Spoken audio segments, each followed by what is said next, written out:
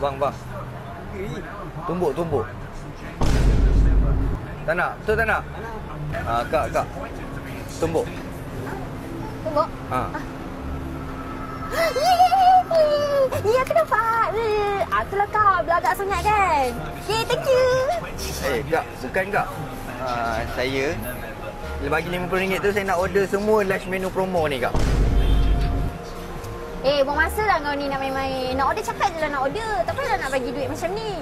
Betul lah kak, saya bagi duit sebab saya nak order. Tak payahlah sekian-sekian macam tu. Duduk. Nanti aku bagi. Nah. Ni semua menu dia ni kak? Yelah. Dapat apa je ni? Lauk-lauk dia kak? Malas lah. Ni ayam masak merah. Ni sotong berado. Ni kerang berado. Berado pula, belado.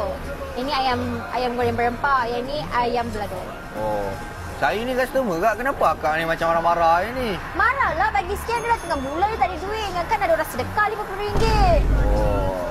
Sorry akak. Ni bila je boleh dapat promotion lunch ni? Yang ni 12 tengah hari sampai apa tu?